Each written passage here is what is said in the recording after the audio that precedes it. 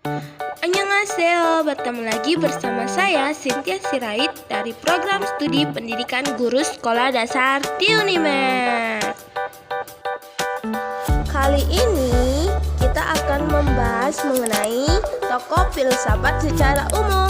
Siapa-siapa aja ya tokoh filsafat secara umum? Mari kita bahas di sini.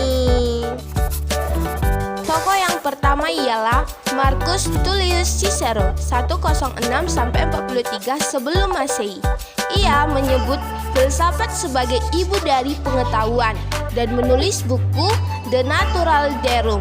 Definisinya yang sangat singkat tentang filsafat ialah Ars Vitae, the art of life, yang dapat diartikan pengetahuan kehidupan.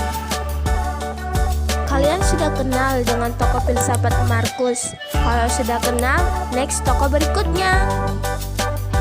Tokoh filsafat berikutnya ialah Aristoteles. Aristoteles 384 sampai 322 sebelum Masehi. Ia memberikan dua macam definisi terhadap proto-filosofia itu, yakni sebagai ilmu tentang asas-asas pertama, the script of first principle, dan sebagai suatu ilmu yang menyelidiki peradaan sebagai peradaan dan ciri-ciri yang tergolong pada objek itu berdasarkan sifat alamiahnya. Dalam perkembangannya kemudian proto-filosofia dari Aristoteles disebut metafisika. Ini merupakan suatu istilah teknis untuk pengertian filsafat spekulatif.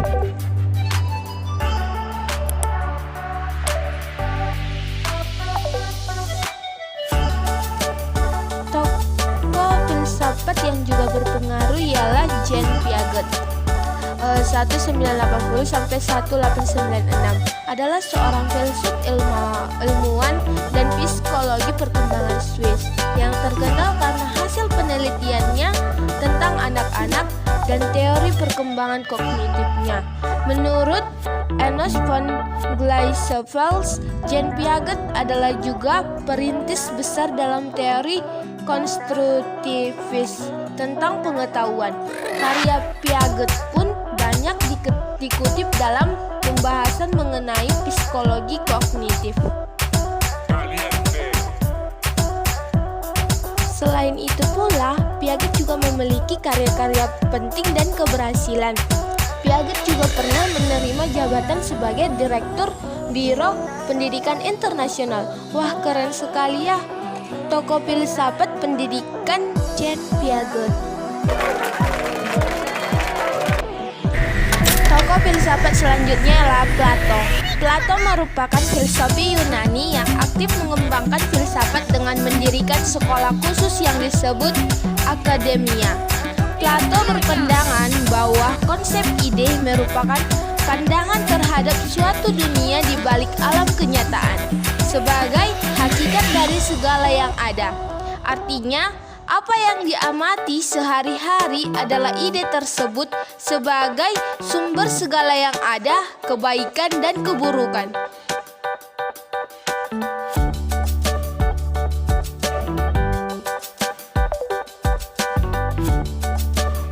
Tokoh filsafat yang terakhir yang akan diceritakan ialah Johann Amos Comenius 1592 sampai 1670. Seorang filosofi pertama yang memperhatikan dan memberi konsistensi terhadap orientasi pemikiran filsafat pendidikan. Ia berpandangan bahwa manusia itu diciptakan oleh Tuhan dan untuk Tuhan.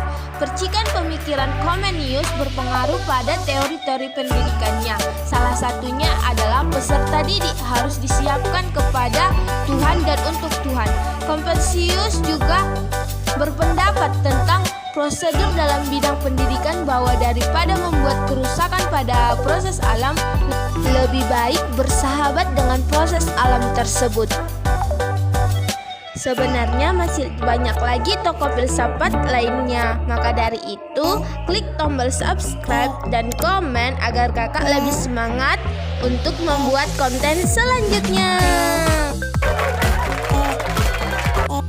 Jangan kangen ya, kangen itu berat, biar kakak saja. Annyeonghaseyo, bye bye.